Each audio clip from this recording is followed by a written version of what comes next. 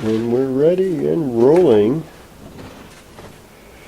Well, greetings and welcome to another thrilling and exciting adventure in the world of the Planetary Persuader. I am Cosmic Kev, your host, and this is for the week beginning April 16th, 2018. So we've got all kinds of things have happened, all kinds of things have changed, all kinds of things are changing wherever in Vedic astrology the end of Libra is, or in Western astrology, kind of 23 degrees Scorpio in your chart. That's where Jupiter went retrograde. So in Western astrology, we say 23 degrees Scorpio.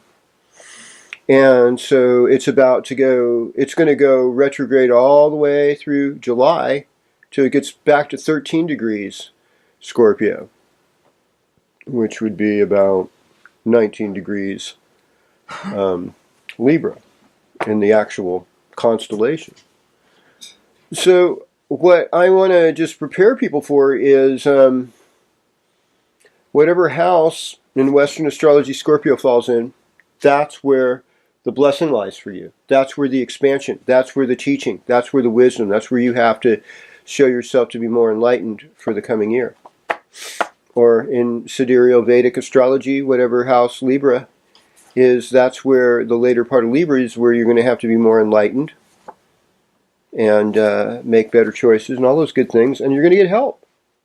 Now here's the other stuff. Here's the other news. The other newsy news is that we have, in Western astrology, Mars in Sagittarius goes into Capricorn.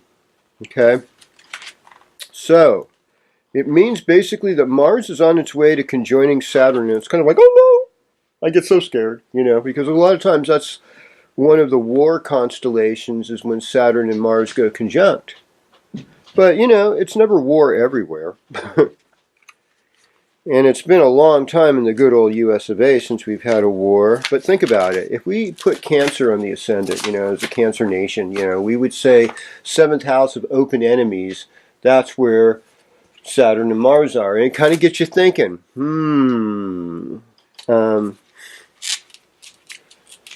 but it's like throwing rocks at a tank most of the time. So it looks like, on when does it happen? It happens on Saturday the 17th. Mars goes into Capricorn, 9:41 a.m. Pacific Daylight Time. Okay, and that's St. Patrick's Day too. And you know what? Mars in Capricorn is actually considered an exalted place. So there's going to be some exalting. There's also a new moon in Pisces. And it's in Pisces in both systems, both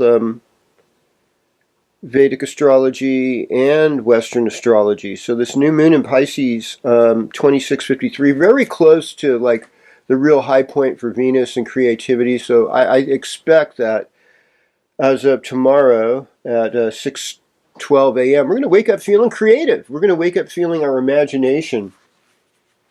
Now, it's in Pisces, I believe in the nakshatra of Purva Bhadrapada. So, either Purva Bhadrapada or Uttara Bhadrapada. It could be Uttara Bhadrapada, but it's in one of the Bhadrapadas, which is like the funeral pyre.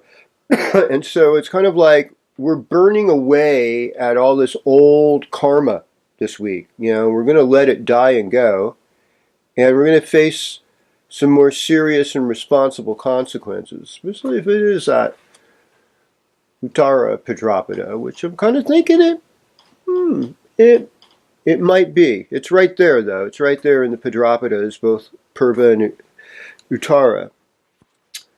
Anyhow, what other things happen? Well, we have a spring equinox, folks. Yeah, that too. That happens at 9:16 a.m. Look at these 9:16 a.m.s. Yeah, 9:16 a.m. on the 20th. So that's a Tuesday, a Mars day, very Mars-like, explosive beginning to springtime. Now with Mars and Capricorn, though, in Western astrology, we got to say it's more.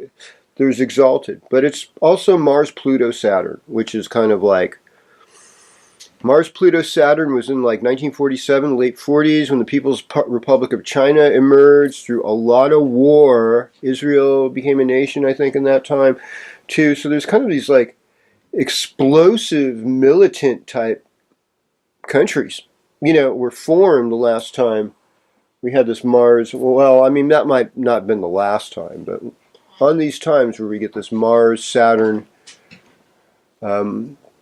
Pluto thing. Okay. So, all right, I've talked a lot.